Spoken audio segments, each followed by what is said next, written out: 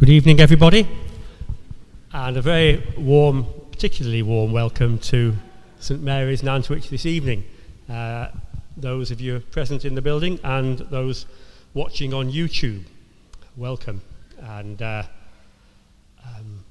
it's good to see you all here for this first Nantwich lecture for quite a long time. And good to see so many who've been prepared to come along to the church for this. And we welcome Lynn Collins. We'll give her a proper welcome, in a minute with a round of applause. But Lynn, I know some of her fan club from Crewe are here. Any fans? Yeah? Previously at Crewe, now rector of St Mary's, Stockport, Brinnington. Anywhere else? Various places, yeah. And on several national bodies and all kinds of things. You sound very busy, Lynn. Not least this Coming Home Housing Commission, which is what we're looking forward to hearing about today. A huge subject for our nation. Apologies that there were no refreshments. We advertised this with refreshments from 7 o'clock. But we thought we ought to. You can bring your own, yeah, that's fine. Some people bring their own. You hear the cork go in the front pew then.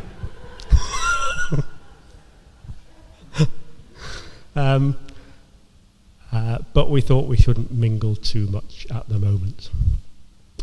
So Lynn will speak, and there will be opportunity for questions afterwards for half an hour or so. So be prepared with your questions, though bear in mind that they will be broadcast on the internet around the whole world forevermore, whatever you say. It's kind of how it works, isn't it? But don't let me put you off. Great, Lynn, that you're here. Welcome, and let's give Lynn a round of applause.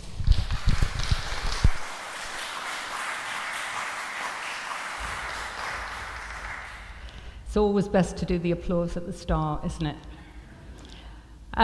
Good evening. As Mark rightly says, my name is Lynn Collins. I'm rector of Stockport and Brinnington. So I have 4 church buildings in the centre of Stockport, 2 grade 1 listed buildings, one that seats 800, one that seats 1,500, and a 1950s prefab estate church, and a closed church where we have alternative education provision for teenagers who are out of the school system.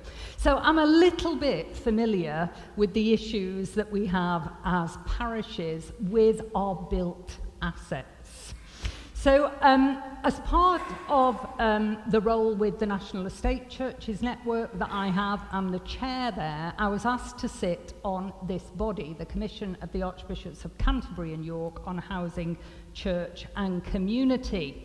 And I'm going to talk a little bit about that this evening. I won't in any way be able to tell you everything. Firstly, because I'm just not clever or gifted enough. There were some very, very wise, experienced and intelligent experts on housing policy on the Commission, and I wasn't one of them. But my particular expertise or area of focus was local churches and the community. I have been a housing officer, so I was a housing officer in Stoke-on-Trent. I've been tenant participation lead for a registered social landlord. I worked for 5 years on field work for the extra care housing initiative evaluation that was under the auspices of the London School of Economics, University of Manchester, University of Kent. So I am kind of familiar with some of the issues that communities face around housing need. So I'm going to begin this evening by telling you something of the background to the Commission, where it came from, its vision for the place of housing in society, and how it approached its work plan with regard to bringing that vision about. And I'm then going to focus on you as Christians, and on you as church leaders, and on you coming from local parishes to say, what does this mean to you? How can you respond? And I hope by that point you're genuinely excited by the opportunities and the possibilities of this. So there you go, that's your cue. I'm looking for genuine excitement in about half an hour's time. So, the background. We were all hugely affected, I think, as a country by the Grenfell Tower fire, June 2017, and also by the local church response, which was phenomenal, wasn't it, in terms of supporting the victims' families and those who had been left without a home. There were 72 lives lost in the Grenfell Tower fire. 70 people were injured, 230 people evacuated. And as a commission, we visited Grenfell United, and it was quite clear that those tenants hadn't been heard, hadn't been listened to. They raised those concerns about the state of that tower block for many, many years, and they raised them in a very articulate way, but were unheard, were ignored. And when I say that it was a tragedy, I just want to tell you one person who lost their life, because sometimes figures, we kind of lose the human impact of them, don't we? But here's one person. She was 24 years old, and she died in the fire. She was called Khadija Say. She was of Gambian British identity. And at the age of 16, she won a scholarship to rugby, to the school, rugby school. She then went on to get a degree in photography. And when she died in June 2017 in the fire, she had just had her first international photographic exhibition in Venice. I think that just brings it home to you that when we say this was a tragedy, it was a tragedy in terms of scale, obviously, but it was a tragedy in terms of the richness of lives that were lost. The second kind of stimulus for the Commission was Archbishop Justin's book, Reimagining Britain. And a chapter in that is around reimagined housing, and I'm going to go on to that shortly.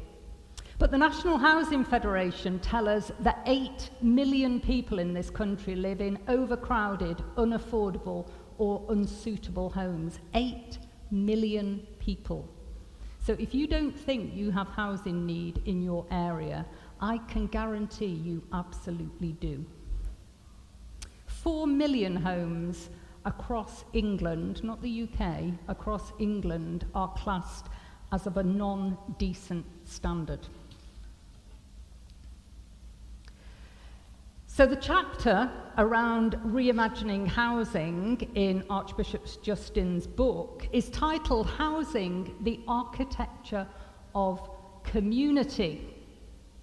And Archbishop Justin, his vision was that church had a unique part to play in the housing crisis. Because local churches, we don't provide affordable accommodation as yet, on the whole, en masse, but we are absolute experts at building community. And his vision was that we could build community, not just housing, but we could build community and we could build housing. And of course the church has got a tradition and a background in providing housing, as we know, particularly the Methodist denomination. But that was the key place where we could add real value. Build communities, not just units of accommodation. Because we're shaped by our homes and our communities. Now, I don't know what your story of home and community is, where your roots lie, how you feel that impacted you, how that gave you rootedness and stability and all those things that enabled you to thrive. But a good, stable home environment, a good, nurturing community is the basis of human flourishing. This is the basis of my human flourishing, because these are all photos of my home where I was born. So this is me. I got chopped off at the bottom. So I was born in a 2 up, 2 down in Odsall in Salford. We had a tin bath and an outside toilet and all those kind of things. And this is my mum on Coronation Day, outside the front door. This is her cousins outside the front door. This is my mum and her best friend doing gymnastics outside the front door, because there were no gardens, obviously, they were back to back, so everything happened in the street. This was one of her friends, this is my granddad, and this is me in my pram outside. And just because you couldn't really see me there, I added that one in. That's me, and I've got my hand in my granddad's pint. And that was the first Christmas. But that's where my roots are. We moved when I was 5, and we moved when I was 5 because my family had lived in that house since the late 1800s. They rented it, but they lived there from the late 1800s. And in 1969, a compulsory purchase order was issued, and the whole community was demolished because they were slums. Now, they were in need of renovation. They needed bathrooms, they needed inside toilets. But it actually, that CPO and the movement of all those people, most of them, I was lucky. We moved to a lovely house in Old Trafford, and we had a garden for the first time and all kinds of things. But most people from the community were moved to high-rise blocks up the road in what became the most densely populated square mile in Western Europe, and the social issues just escalated. So community is important. It's not just about houses, it's not just about bricks and mortar. So, have a think about, it's quite interesting to talk to people after your services or whatever you choose to do as your next steps from this. What did you get from your home environment? What did you get from your community? How has that affected how you've developed and flourished and thrived as an adult? Because everybody's got good or bad stories of where they've come from, of course. So that was the basis for the commission, that the church could play a unique role. I don't know whether any of you know of the Faith in the City report. It was published in the mid-1980s, and there was a great deal of excitement and enthusiasm about it because it was a vision for the transformation of communities in a church-led approach. And it did do some good. It formed the Church Urban Fund, for one thing, which was a very good thing. But it stopped short of the church actually removing the log from its own eye before it started looking for the splinter elsewhere. We cannot transform communities without being transformed ourselves first. So that was a kind of bedrock principle of the commission, that we would look at the church itself first. What could we do? And then we would make recommendations to government and so on.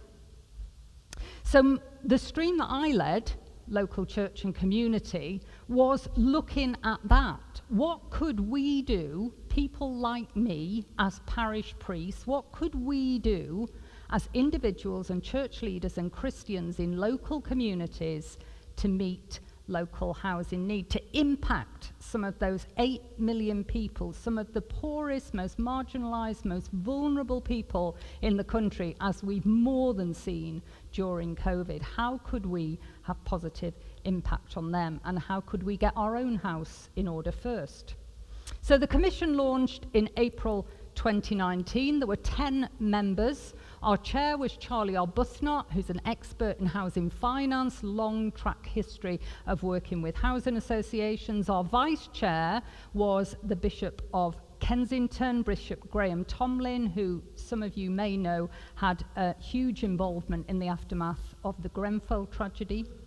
And we were given 18 months to bring a distinctively Christian approach to the housing crisis. So where to begin? An absolutely huge agenda. And we found things like there was no common understanding of what constituted good housing. I wonder what you would say would constitute good housing. It would be really nice if the world was entirely normal to be able to break out and have conversations about some of this, but go away and have a think about what constitutes good housing, and I'll show you in a minute what we felt constituted good housing. We wanted to bring together a values-based vision. We wanted to bring together something that said we are in the business of building communities, not just units of accommodation. We wanted a strategic approach across sectors, cross-party at political level. So we organised into 4 work streams. The number 1 work stream was theology. Everything we did was to be rooted in scriptural reflection and articulated theologically. Why should the church care about housing? So we needed the theologian, Stephen Backhouse, who was on the commission, to talk us through that so we could articulate to church leaders, to people of faith, why they should care about housing and why we have a mission to help meet local housing need. Our second stream, policy and government, was led by Sir Robert Devereux, former permanent secretary to the DWP. Really, absolutely, the first meeting of the commission, somebody said to him, Robert, can you just run us through housing policy from 1945? And literally, my jaw was on the table by the end of it. It was absolutely just incredible. So just a really sharp, informed, expert view in terms of government policy and developments. Then diocese and national church institutions, so national church institutions like the church commissioners. That was headed by Charlie and Chris Beals, who's a priest and a social entrepreneur and is associated with research work at Durham University, and then local church and community that was led by me with, I have to say, Tom Sefton, a hugely gifted social and economic policy advisor from Cureits House in Westminster, from Mission and Public Affairs, who's left the Church of England today for pastures new, so he will be sorely missed. So as I say, we wanted a theology of housing, and when the theologians looked round, there really wasn't one that they felt summed up that values-based approach. So they articulated the theology in all kinds of ways that I'll show you later, some for use in local parishes, some for if you have a more academic interest, really. But lots of resources have been produced around that. And these were the values that we came up with as a commission that we thought constituted good housing. It should be sustainable. It should be safe, Grenfell again. It should be stable. We had lots of reports of people in private rented accommodation who had had rent hikes, who had complained about repairs not being done and been issued with Section 21 notices, no-fault evictions. So it should be stable. It should be sociable. There should be places where you can bring in neighbours, where you can meet as a family. My son had a room in London a couple of years ago, and every single room in the flat had been turned into a bedroom to maximise revenue. There was nowhere actually to kind of physically mix and meet others, and it was a really odd environment, really. And it should be satisfying. There should be something about your home that makes you pleased to arrive home. And I don't know whether any of you get this thrill from buying a new hanging basket even. You know, you come home and you think, oh, that looks lovely. There should be something that makes you think, this is a nice place to be. I enjoy being here. And there's a 6S, and that is sacrifice. To bring about a levelling up, there's a phrase we've all heard a lot recently, to bring about a levelling up of the housing sector and the housing market, there will need to be sacrifice. There'll need to be sacrifice on the part of everyone really involved, and a commitment that it is for the common good that we recalibrate what's happening in the housing market. And I'll tell you a little bit more about that shortly. So that's the theology of housing. My theology of housing is much, much, much simpler with regard to local churches. So the parable of the talents, Matthew 25. The master has 3 servants, and he's going away on a trip, and he gives them talents each. I can't remember what it is. It's 8 in total, isn't it? So it must be 5, 2, and 1, or something like that. So he goes away, and he comes back, and 2 of the servants have used their resources wisely, and they've grown the amount that he left them. And the other servant has simply buried his talent and sat on it, and he gives it back to the master. And the master condemns him. He condemns him because he says, that's not grown what I have at all. And it strikes me that's a bit what we do with our church buildings, isn't it? We have beautiful, goodness knows I've got so many church buildings I lose count.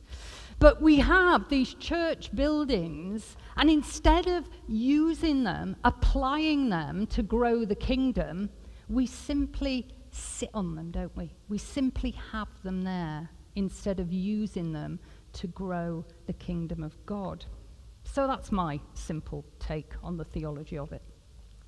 So local churches, we're rich in assets, not just land and buildings, but we're rich in skills. I bet you've got some great skill sets in churches around here. There's somebody at the back, a curate at the back who I know has got a fabulous skill set, and I'm sure the church will benefit greatly from his skills.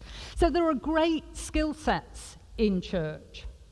There are huge missional opportunities in opening up our land and our buildings to others. So Old Trafford in Manchester, there's a church there, and they redeveloped a piece of land with partners. That's the way we work at ground level now, isn't it? It's all in partnership. That's exactly the way we should be going. So they redeveloped this piece of land, and they ended up with new worship space. I think it was 80 units of accommodation, affordable housing, plus a GP surgery, plus a library, plus any number of other small units that could be used by the local community. Win, win, win, win, win. Absolutely fabulous. And they instantly had a sit-in demographic to whom they could become chaplains. It's quite incredible. The church is in every community in some way, shape or form. As I said, I'm with the National Estate Churches Network, and if anybody follows social housing ministry, they will know that there was a General Synod commitment in February 2019 to see a worshipping Christian presence on every housing estate of a significant size, which is 500 units and above. So we have a presence in every community, but what that presence looks like varies.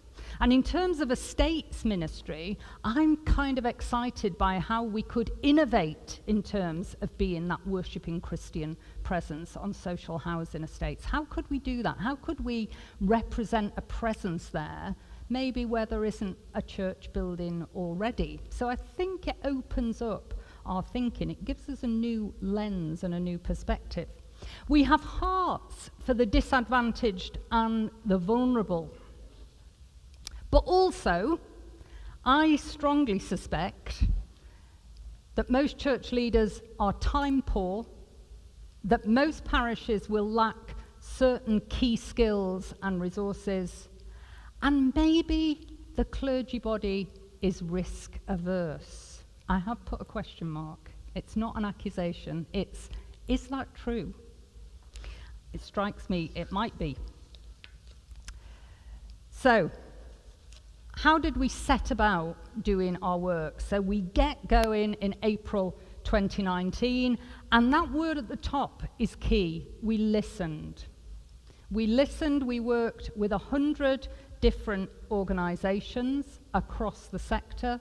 We had a series of round table meetings with them, when we had a draft strategy and a draft report, Archbishop Justin said, I want you to get together with people, I want it stress tested. So we stress tested it with some of the most challenging people who were really informed about all kinds of areas.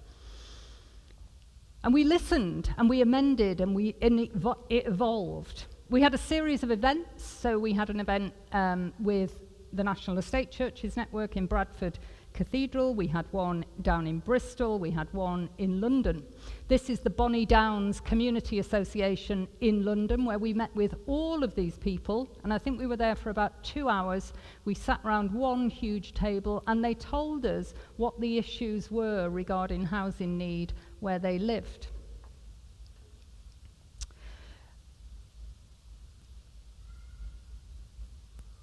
The next two words, encouraging and inspiring. I kind of fondly thought when we set off on all of this that it was us who was going to be doing the encouraging and giving the inspiration, but actually I was completely wrong. The encouragement and the inspiration came from people like this, from the visits that we did, because so much of this work is underway. And it was quite clear that our role was merely to amplify and celebrate what was happening and to encourage it by capacity building other churches to be able to do the same. So that equipping at the end. And as we went round, lots of stories emerged. So we did some visits in London. We went to one flat. It was a very small one-bedroom flat. There was a single mum living there with 3 children. The youngest child was about 5 and had ADHD. They lived on the 8th floor, and when you went in the living room, which was tiny, I mean, it was literally that big, there were bunk beds in there for 2 of the children, and then there was a small bed in a tiny bedroom that the mum slept in with another child. Because it had been risk assessed by the social housing landlord, they had to seal the windows so that they could only open a tiny amount because there was a risk that the child could fall out, the youngest one. And when we went, it was August. It was absolutely baking hot. And this lady was in this flat with these children who had nowhere to play. They really had very few toys, and with the youngest child who was just repeatedly banging his head on the floor. You cannot imagine how that must feel. And I said to her, what could local church, local Christians, local people of faith have done to help?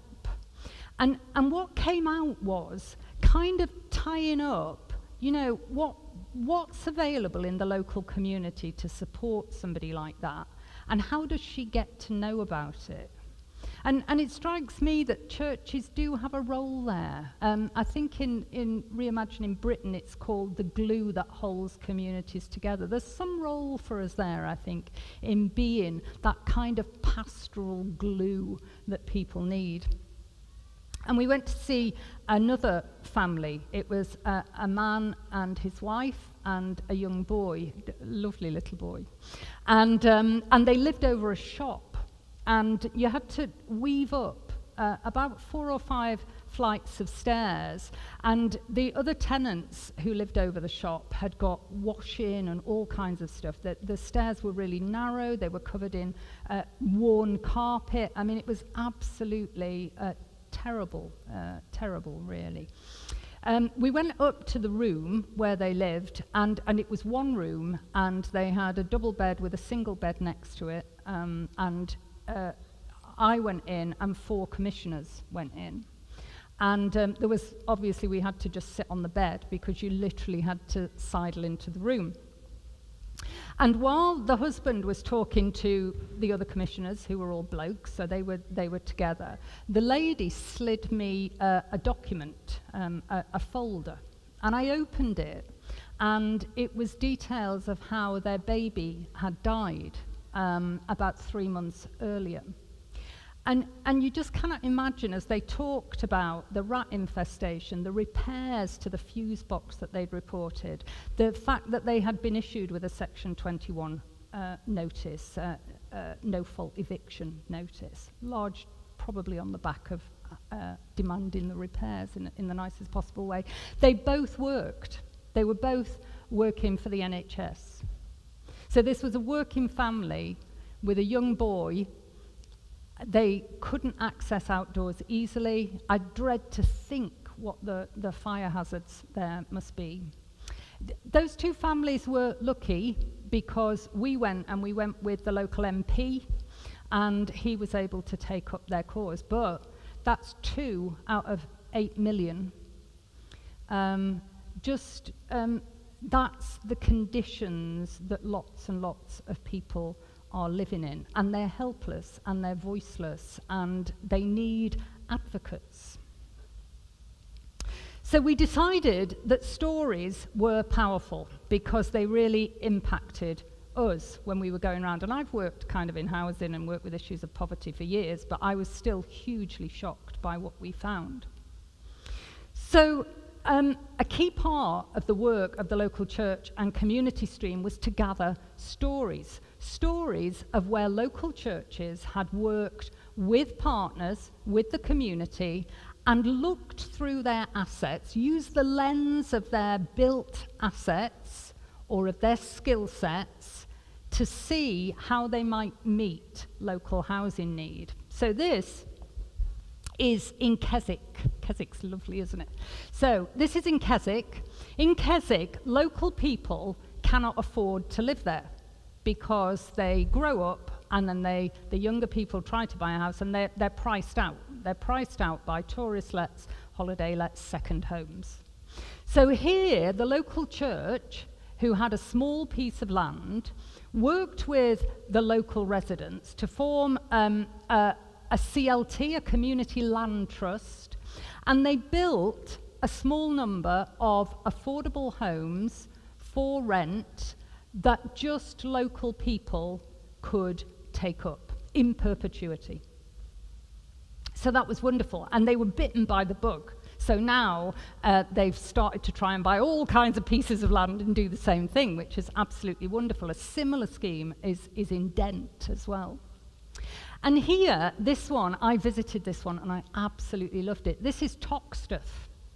Now, those of you who are a little bit long in the tooth, like my good self, will remember Toxteth, because Toxteth, there were really very, very bad riots. I know I lived on the edge of Moss Side at the time, and we had them there too.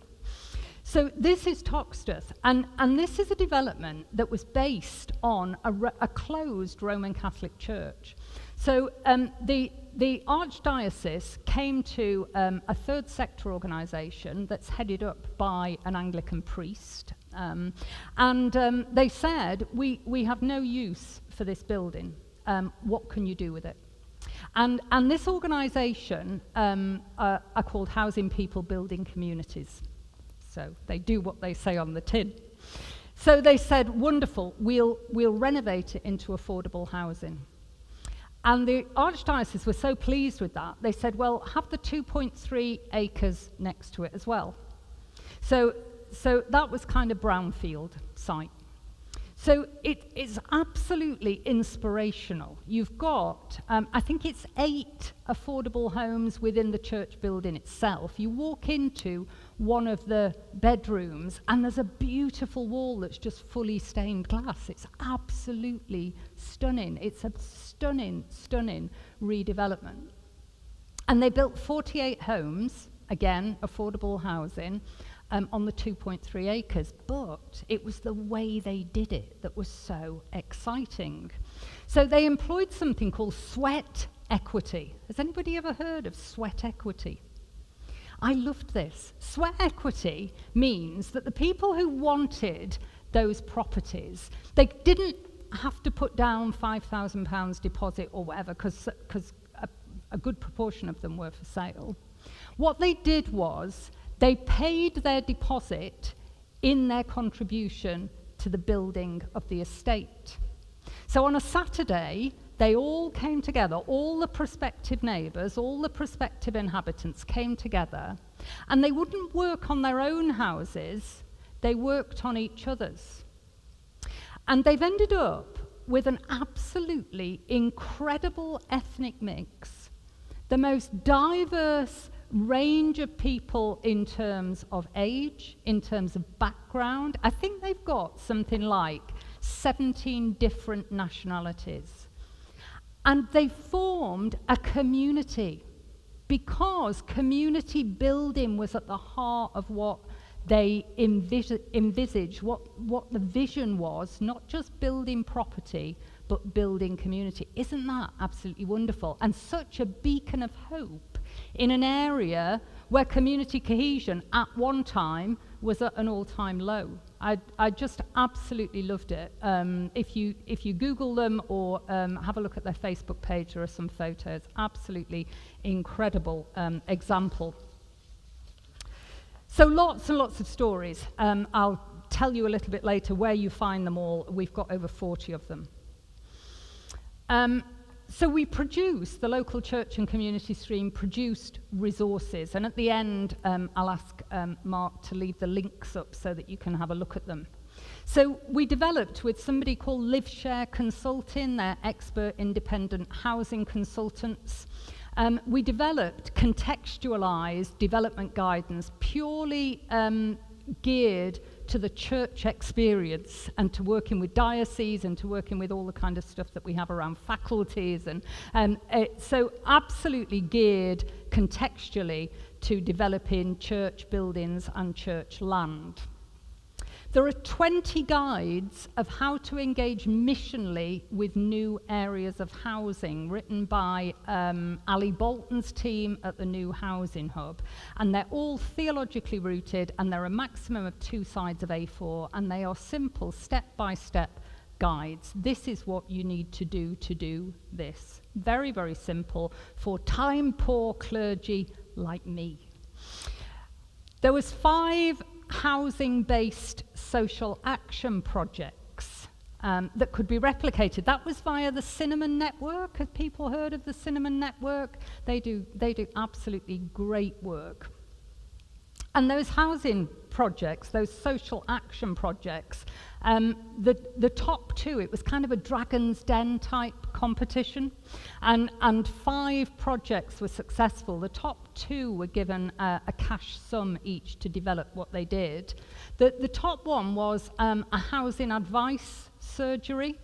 So what they did was they gave specific advice on housing and benefits entitlement, and what is going to happen there is that organisation is going to be kind of hot-housed, incubated for 2 years, and then they will be available to replicate in churches across the country. So you could house a housing advice surgery here, and you would know that it was expert advice that was properly delivered and responsibly delivered. And the other one was a social business, a social enterprise. I don't know how much you do or know in terms of Christian social enterprise. We have a social enterprise at Bridlington in Stockport, and it actually, pre-lockdown, turned over and created significant profit, that it paid 80% of the parish share of that church, plus the salary of a 10-hour centre manager. So, and all with local people, all local volunteers. And Bridlington is one of the, statistically, one of the most deprived areas in the country. So, so the second project was a social enterprise that actually tried to lift people out of homelessness. It's very hard to get a job when you're sleeping on the streets. It's kind of like chicken and egg. It's a vicious cycle, isn't it? And a whole raft of theological resources. Again, I'll leave you the links to these. When I say a concise theological reflection, I mean concise. It's just over a page of A4 that says why you, as Christians and churches, should care about housing. And it's brilliant if you've got a PCC meeting and you want to put something round that everyone can understand, but that is brilliantly theologically articulated, then it's the resource for you. There are a series of short videos from a range of theologians. Malcolm Brown and Bishop Graham Tomlin wrote quite a serious book, a more academic take on the theology of housing. There's a Grove booklet, that's more my kind of level, why the church should care about housing. And I did this with my informal faith exploration group. It's a 5-week course. It's literally off the shelf. All the videos are provided, all the texts provided, all the Bible passages are provided, completely free. And by the end, I actually had people in my parish saying, what are we going to do about housing? Can we get together and look at how we can put together an action plan on this? Really, really good stuff. So, before you all glaze over, I'm nearly at the end. So beyond February 2021, in February 2021, we published the Commission report, which was called Coming Home. You may think some of the stuff is a bit pie in the sky, kind of sacrifice, well, developers and investors, they want to make the most that they can for their book. That's not the experience that we had. So the experience that we had when the report was published was developers were coming to us and saying, we absolutely love that aspect of building community, and we're prepared to take some hit to see that happen. So it wasn't a cynical response in any way, shape, or form, really. It's been an overwhelmingly positive response, a real response that indicates there is goodwill across the board and that people want common good outcomes. We're yet to have the government endorse the report, but we live in hope. So beyond February 2021, there's now a lead bishop for housing, Bishop Guli Francis de Carney, and she's now Bishop of Chelmsford, and she will shortly take up the reins on chairing the executive team and advisory group.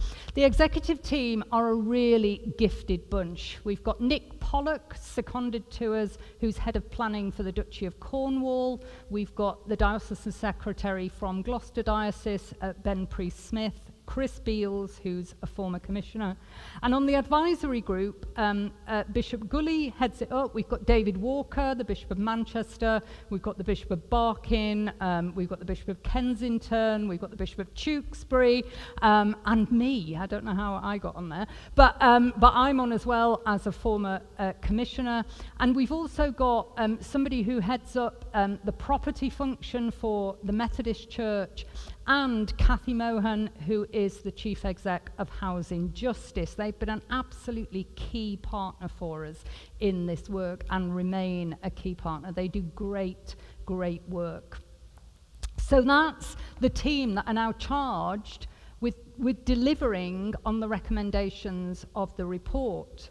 And just last weekend, some of the team went to General Synod, and General Synod endorsed the report, endorsed that housing was a legitimate part of our Christian mission, endorsed that we could go away and look into some of the legalities of how best value works and how certain kind of barriers that are in the system at work, and we're going to come back with some more information and some more detail on that in February 2022. But it went to a vote, and we were all a bit, oh, do they like it or not? And it was 237 to 1 in favour. So everybody wants to know who the one was. I'm more concerned that we had 237 who liked it. So that was wonderful. That was absolutely wonderful, and a great debate there, and such good energy. So we're working on our work plans, and we're looking at partnerships. So that work is going to roll out over the coming years. I just wanted to end, I think I've skipped one actually, yeah. I just wanted to end with a story from London. And this is a story that was prompted by the Housing Commission. So we have a partner called Hope Into Action. Has anybody heard of Hope Into Action? Hope Into Action are worth a Google, because they work with churches to acquire housing, and then they take all the kind of difficult parts of tenancy management and all that kind of stuff on.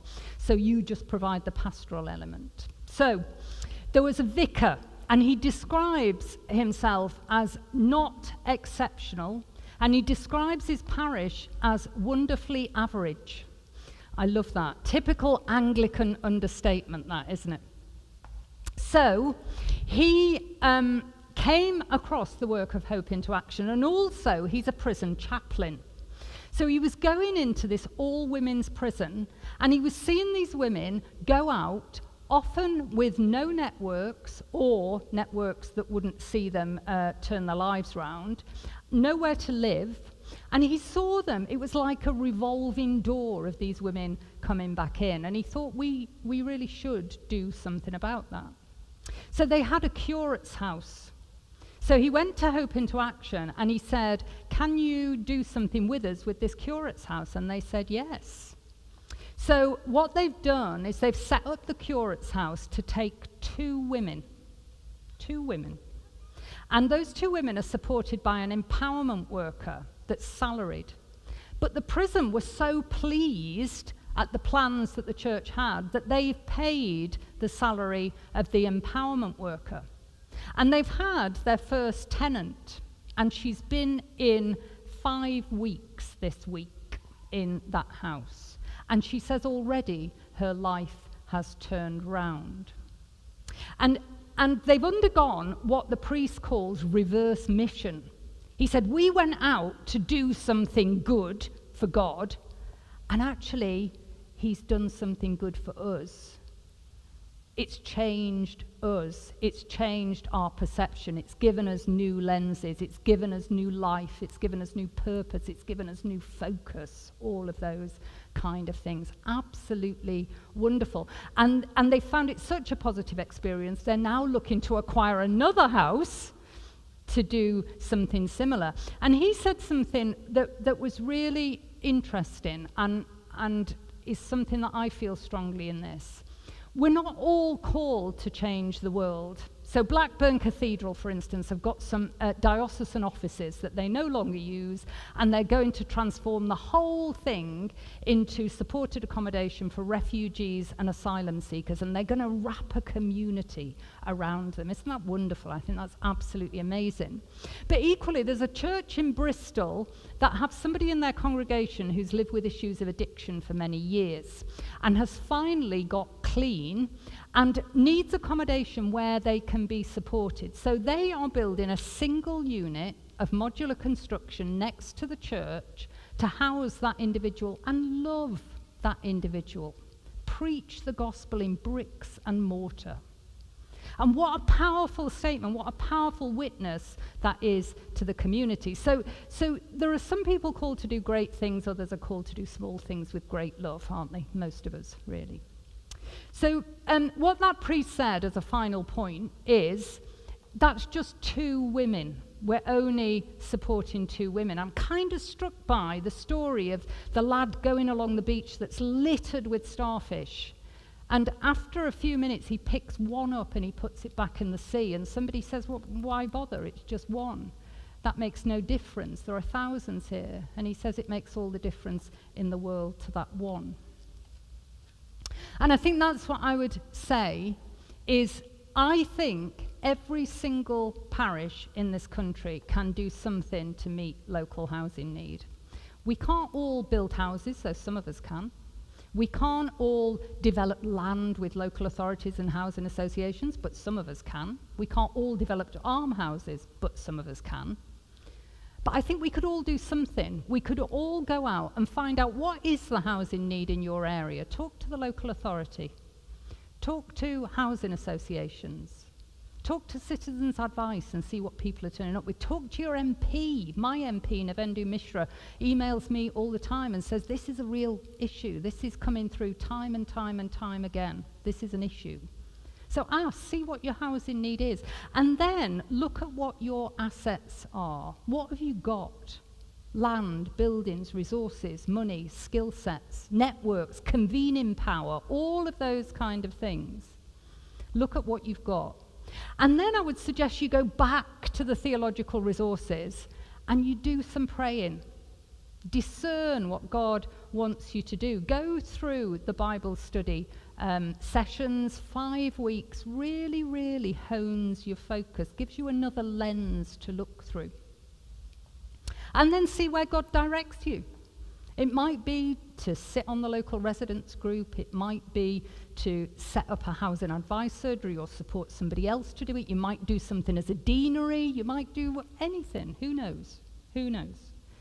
But that way we get more stories. That way we get stories from up and down the country. And I had, final one. I'd get so excited, I'm so sorry. Final one, promise. A vicar in the northwest on the coast, he formed a trust and he bought a hospital. There was a hospital that had been taken out of service and it was in reasonable nick, so he bought it as with this trust.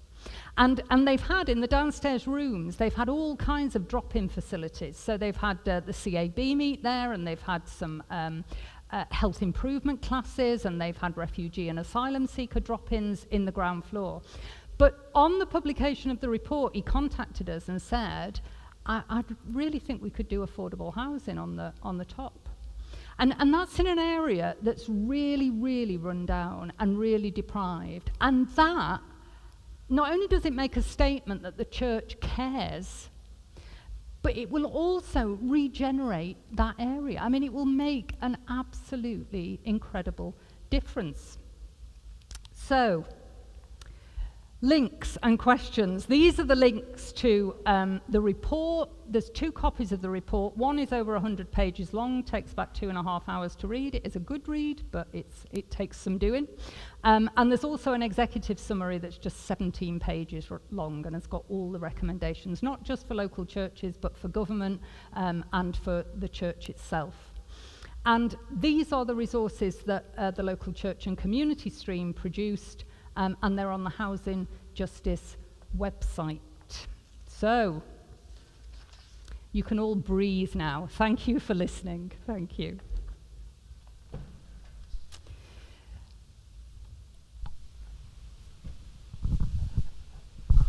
Thank you, Lynn. We have time for questions. Are you happy with questions for 20 minutes or so? Yeah. Just put your hand up if you've any comment to make or question to ask, and I'll come to you with the microphone if you can wait for the microphone. Those of you online, you'll hopefully hear the question if you won't see the person asking.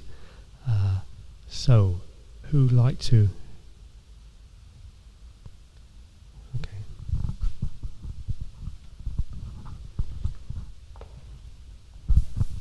I've got a very interesting story to tell. I won't bore you with all the details, but I've just been, in the last 2 years, burnt out of my accommodation. Something similar to Grenfell, but without anybody losing their lives. Thankfully, if you want to know more, I can talk to you about it afterwards.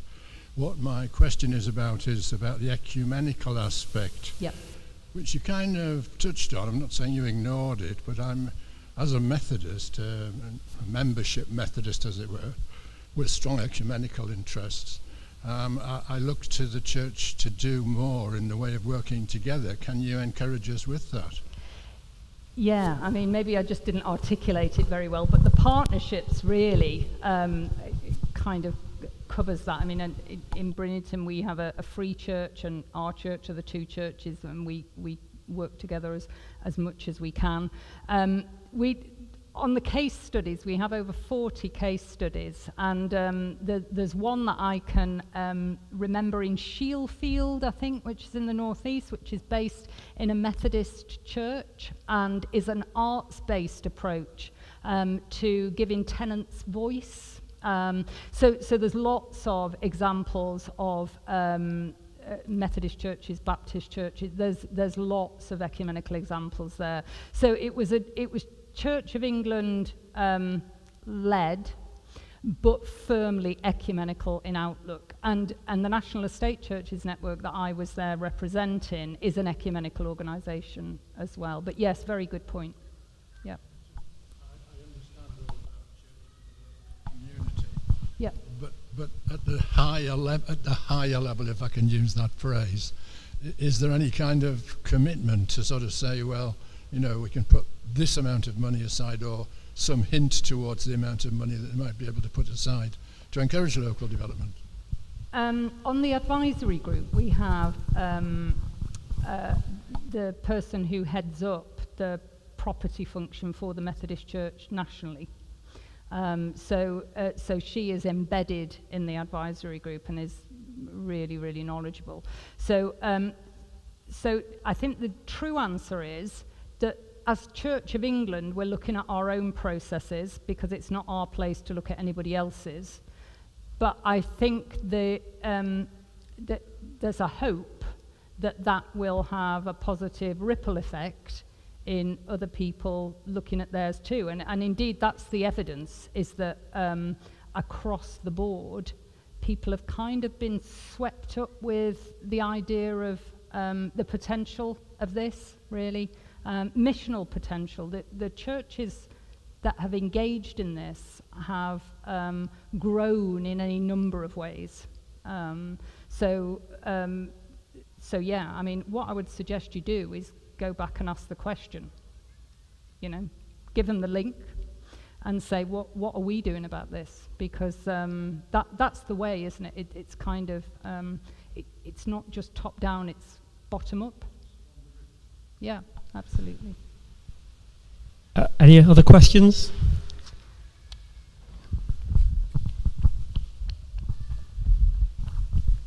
First of all, I don't know if the audience can hear me.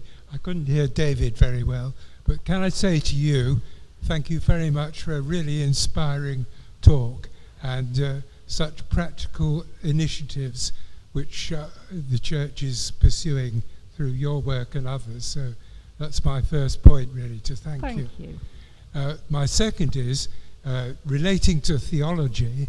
Yep. I discovered through my studies in retirement that the word for parish comes from the Greek paroikos, and the word oikos, of course, is home or house. And you started off by talking about home, and that seems to me a very important difference from just house. And one of the things I discovered as a parish priest in a very deprived area was that we were home to people that just came through the door, sat and had a meal with us, and I think we were able to communicate a Christian style of living, which it seems to me to be very much a big part of the whole project. It's not just the provision, it's the communication of the lifestyle of a Christian at home. Yep, absolutely. It's funny because we're looking at kind of how housing can be provided kind of as a whole nationally, and how the church can be involved in that. And the kind of phrase that we have for it is oikia. So it's the similar root, really. But once you get into Greek, I'm afraid you've lost me. Solfordian I do, Greek less so. But yes, thank you. That's really, really encouraging. I'm glad. I think it is an enormous opportunity for us. I think it's a bit like when you used to go to the optician. I went to the optician recently, and it's all got high-fangled and high-tech. But they used to have that box of lenses, didn't they? And I think for me, being involved in this work and then walking around my parish, it's given me new lenses. I think, what could we do with that? What's the need in this area, and how could we use what we've got and what we do to help meet it? And it just, it doesn't give you anything extra to do, I don't think. It hasn't given me extra things, but it has given me a different perspective on what we do, and different ideas of potential possibilities.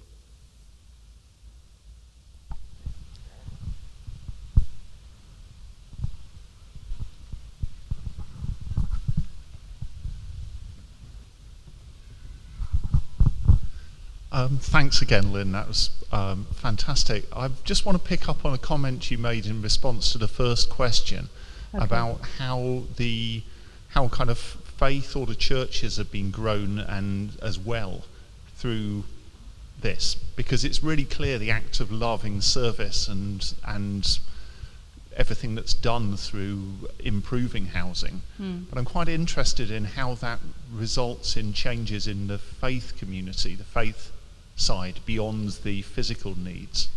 I wonder if you could say a couple of things about that. Yeah, I mean,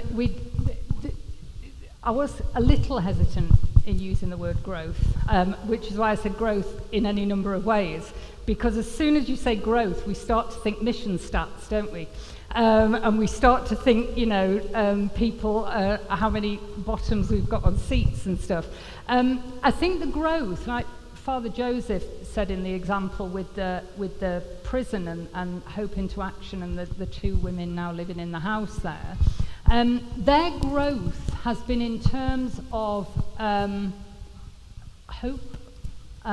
They've been given fresh vision. Now, I'm not sure that that's grown their numbers, but has it made them more missionally attractive? I would say absolutely.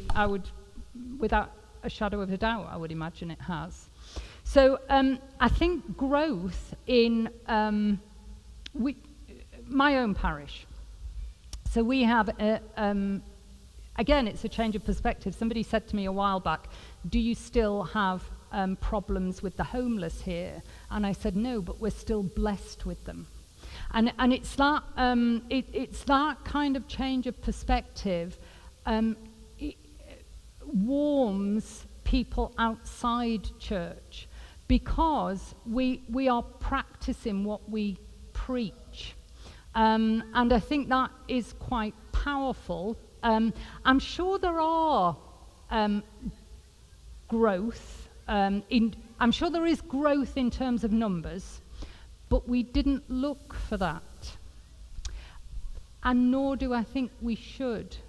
In the same way as I never really worry too much about money in church, because I think God blesses and grows what we do if it's according to his will, and we've discerned that.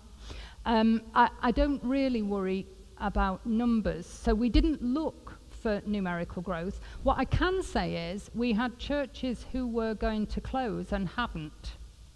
So they have a presence in a different way, and they're at the heart of a new community, and they have missional possibilities to engage and to witness to their faith in new ways.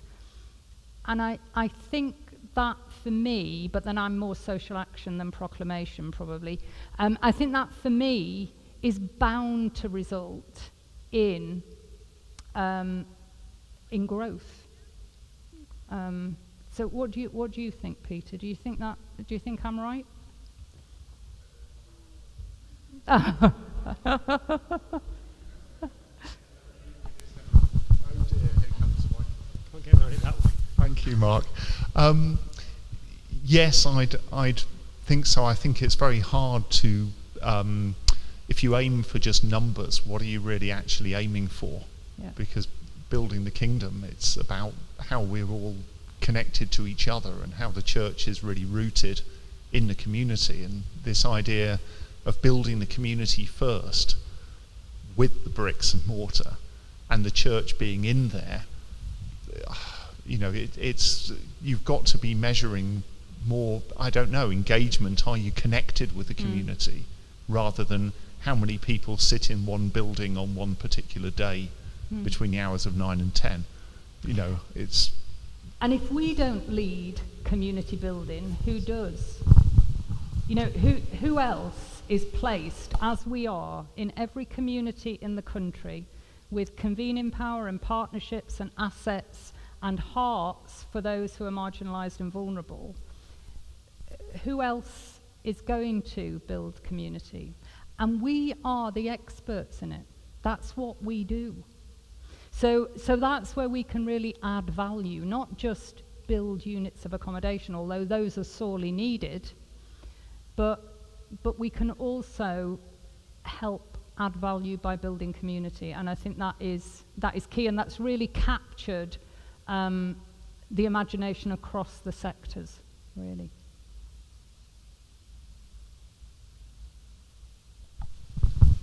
We have a little more time if anyone wants to make a comment or wants to say what they're going to go away and do after this.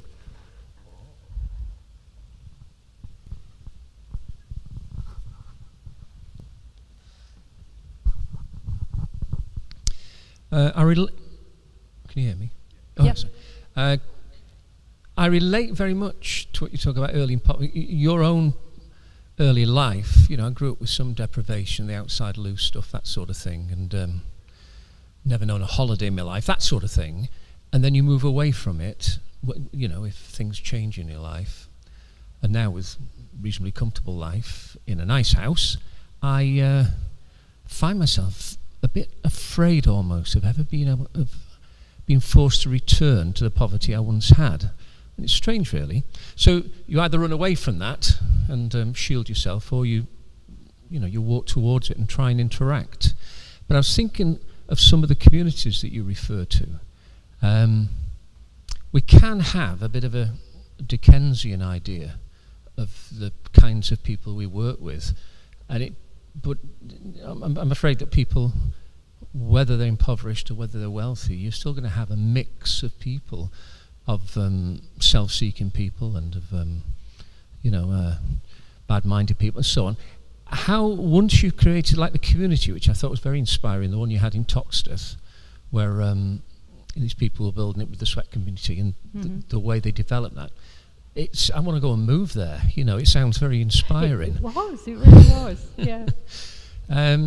But keeping up, working with those people, you know, once working with a family from a church in Crewe, I asked for some money because I've just come across somebody that was in very desperate straits. So we got a lot of money, and we went in, and we got them to live with someone for a fortnight. Well, we changed the house and the carpets and did all sorts of nice things. When we went back in a few months, you see, this is where the joined-up planning needs to take place.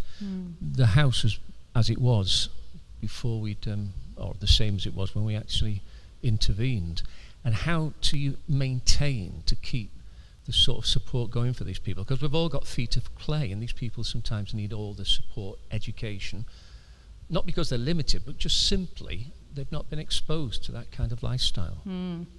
I'm going to, this is a slightly controversial opinion, but I think as church, we're very good at maintaining the conditions for poverty. So should we stop staffing up food banks? No, of course we shouldn't. But should we challenge why food banks are needed much more? Should we work in ways that are transformational so that the status quo is impacted? Because what we can end up doing with misguided goodwill as a church is we can end up becoming complicit with systems that maintain people in less than empowered states. And I do think I've been working with a couple of national organisations saying, are you aiming to transform communities? Because if we're not even aiming at transformation, we're never going to achieve any form of transformation, and we are simply just going to maintain people in the condition that they're in. So that, what you're saying there about, you know, we did this and then it was trashed again. I used to be a housing officer, as I said, and we had a woman who had 5 boys, and her partner had been a heroin addict and had left.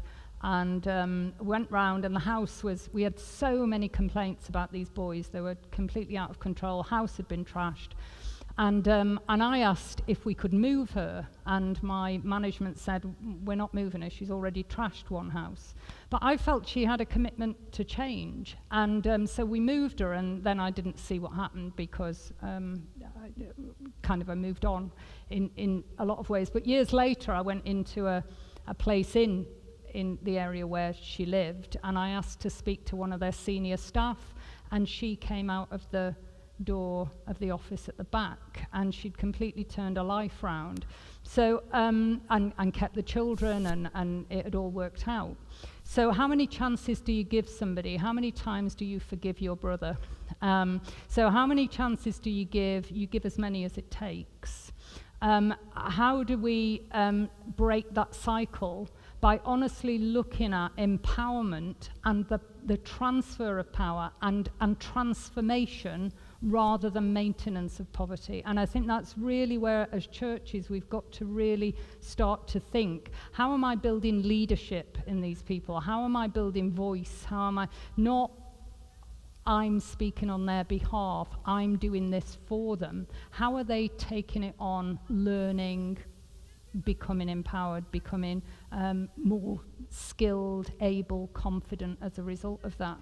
But it's a difficult one, isn't it? Because we've got people with really good hearts, but I think we don't always help strategically in that by constantly being the sticking plaster over the open wound, really. Julie.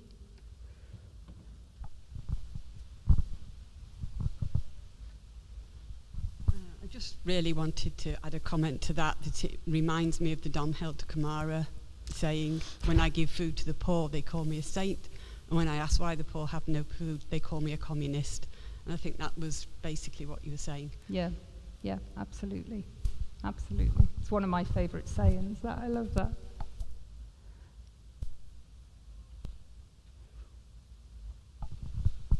Lynn, thank you for you. An inspiring and informative talk. Thank you for coming. Absolutely wonderful. Let's give Lynn a round. Show your appreciation.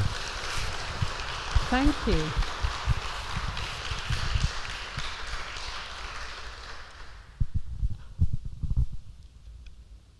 Is it okay if I circulate the PowerPoint around people who want it? Yeah.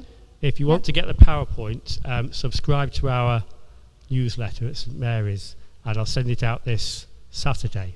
Okay. There is a coming home. If you search Church of England coming home, you can find a lot of this stuff, can't you? Yeah.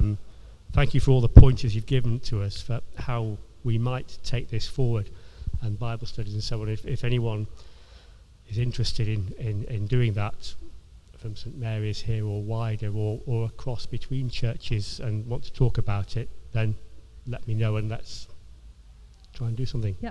And if anybody wants a conversation about anything, just give me a call. My details are everywhere. So but I'd be happy to have a conversation and point you in the right direction, and maybe give you somebody who's done it before that you can talk to. Yeah. We charge £2 on the way, not because we try and make money out of these lectures, but because we normally have some costs, and we also give an honorarium to the lecturer. In this instance, Lynn has asked that it's given to a local charity that supports people's housing, and it's being given to the YMCA at Crewe. Brilliant. Which many of you will know well, the wonderful work they do, not least Ernie over there. Thank you again, Fabulous, Lynn. thank you. And great to have you with us. And thank you Mark. all for watching online. Thank you.